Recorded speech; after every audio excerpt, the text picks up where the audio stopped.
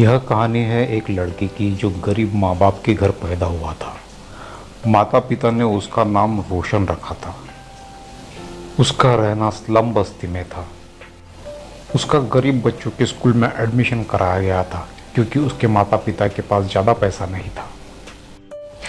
एक दिन स्कूल में उसके टीचर ने सारे बच्चों से कहा, आप लोग ज़िंदगी में जो कुछ बनना चाहते हो उसको एक पेपर पर लिखकर मुझे दिखाओ। सारे बच्चे अपने किताब के एक पेपर पर उन्हें जो बनना है वह लिख रहे थे। सबका लिखना बंद होने पर टीचर ने कहा, एक एक करके सब बच्चे दिखाएंगे क्या लिखा है।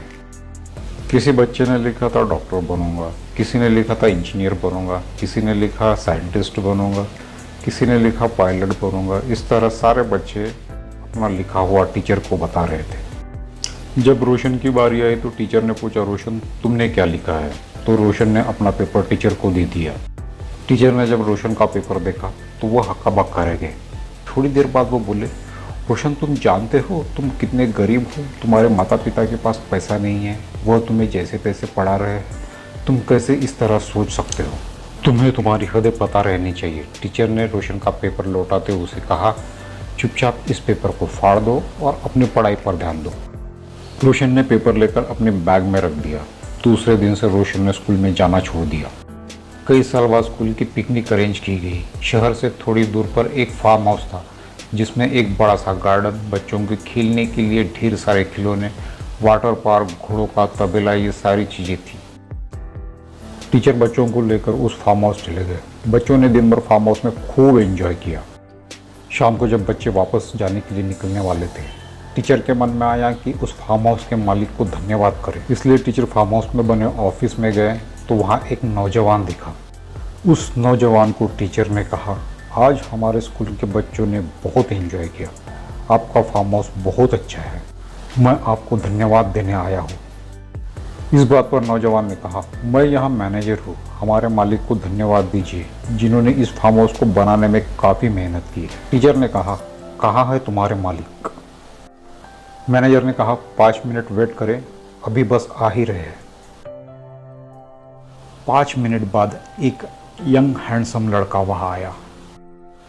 मैनेजर ने बताया, यही है हमारे मालिक। टीचर ने उस हैंडसम लड़के को धन्यवाद देते हुए कहा कि आपका फार्म हाउस बहुत अच्छा है। वो यंग हैंडसम लड़का बोला, सर आपने मुझे पहचाना नहीं। जेब से एक पेपर निकालते हुए कहा, आज से कई साल पहले स्कूल में आपने एक बच्चे का पेपर देखकर कहा था, तुम गरीब हो, तुम इतना बड़ा सपना कैसे देख सकते हो? अपनी हद में रहना सीखो। मैं वही रोशन हूँ सर, और यही मेरा सपना था।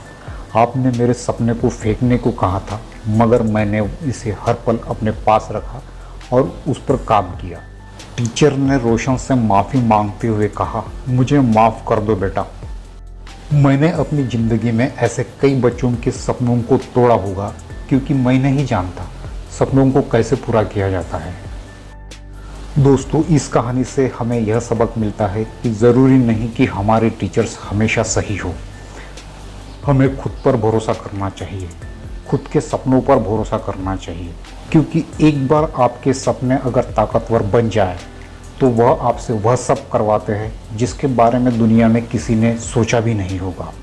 वीडियो अच्छी लगी हो तो लाइक ज़रूर करें, शेयर भी करें और मोटिवेटेड रहने के लिए हमारे चैनल को सब्सक्राइब भी करें। Thank you for watching.